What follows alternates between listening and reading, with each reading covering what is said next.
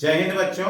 मैं आप लोगों के सामने फिर से राजनीति शास्त्र का एक छोटा सा टॉपिक एकात्मक शासन किसे कहते हैं इस विषय पर चर्चा करने के लिए आपके सामने उपस्थित हुआ हूं। ये संघात्मक शासन हमारा जो संघवाद चैप्टर है क्लास 10th में, उसी से रिलेटेड ये छोटा सा टॉपिक है। तो आइए देखते हैं कि एकात्मक शासन क्या किसे कहते हैं और उसकी क्या क्या विशेषताएं हैं। वैसे हमने संघात्मक शासन के बारे में पढ़ चुका है। आज हम देखते हैं एकात्मक शासन का अर्थ क्या है और उसकी प्रमुख विशेषताएं क्या हैं। ओके, शुरू करते हैं।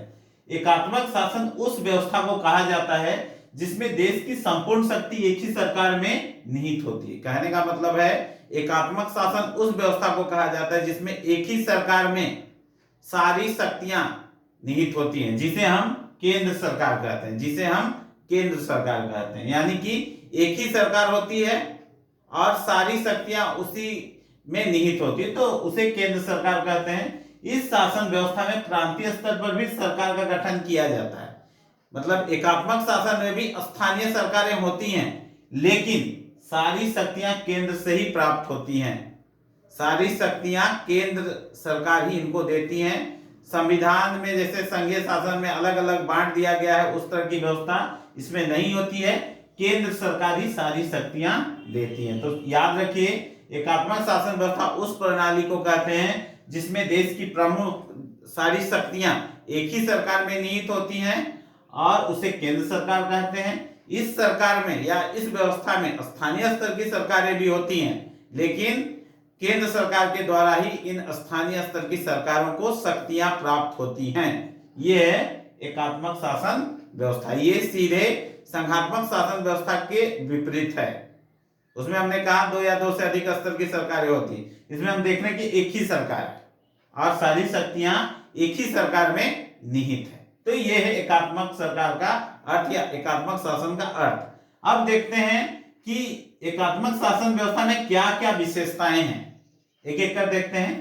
केंद्रीकृत शासन व्यवस्था, पूरा शासन का बागडोर एक ही सरकार में निहित रहती है और वो है केंद्र सरकार। स्थानीय स्तर की सरकारें होंगी, लेकिन सारा व्यवस्था चलाने का, काम करने का, शक्तियां बांटने का, देने का सारा देखरेख केंद्र सरकार के हाथों में होता है, इसलिए इसको बोलते हैं केंद्रीकृत शासन व्यवस्था। दूसरा, इकहरी नागरिकता, देश के अंदर एक ही सिंगल नागरिकता होती है, एकल नागरिकता होती है, उसी को बोल रहे हैं कि इकहरी नागरिकता संघात्मक शासन में पाई जाती है। स्थानीय स्तर सरकार का संचालन केंद्र के अनुसार होता है। जो स्थानीय सरकार होता है उसका संचालन भी केंद्र के दिशा निर्देश, उनके द्वारा दिए गए अधिकार, उनके द्वारा दिए गए कार्यों के द्वारा होता है, उनके द्वारा दिए गए अधिकारों के द्वारा, शक्तियों के द्वारा स्थानीय सरकार करती है। चौथा, स्थानीय शासन महत्वहीन है। मतलब इसमें जब केंद्र सरकार ही काम कर रहा है और उसके अनुसार ही शासन चलाना है, तो ऐसे में स्थानीय शासन का कोई महत्व नहीं रह जाता है, क्योंकि सारी शक्तियां केंद्र सरकार देती है, जब चाहती देती, जब चाहती उसको वापस भी ले सकती है। तो इस प्रकार स्थानीय शासन व्यवस्था जो है महत्वहीन पाया जाता है। केंद्र राज्य के बीच संघर्ष नहीं होता है। जो एकात्मक शासन व्यवस्था है उसमें केंद्र और राज्य के बीच में कोई टकराव नहीं होता है, क्योंकि सबसे सुप्रीम या सर्वोच्च शक्ति वाला शासन केंद्र सरकार होता है। तो इसमें कोई किंतु परंतु का कोई क्वेश्चन नहीं आता है, जिसके कारण दोनों देश मतलब राज्य सरकार और केंद्र सरकार के बीच में टकराव हो सके। अगला, एकल विधायिका, कानून बनाने का जो विधायिका होता है एकल होता है एकात्मक शासन व्यवस्था में। उसी प्रकार है एकल न्यायपालिका, न्याय जो न्यायपालिका में न्याय देती वो भी एकात्मक शासन में एकल पाया जाता है।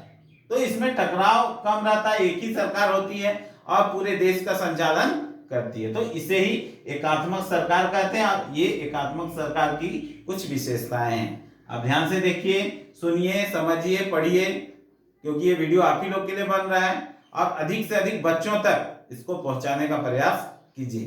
केवल आप मत पढ़िए, दूसरों को भी पहुंचाइए, ताकि कुछ देखकर, कुछ सुनकर उनको भी ज्ञान प्राप्त हो सके। Thank you so much.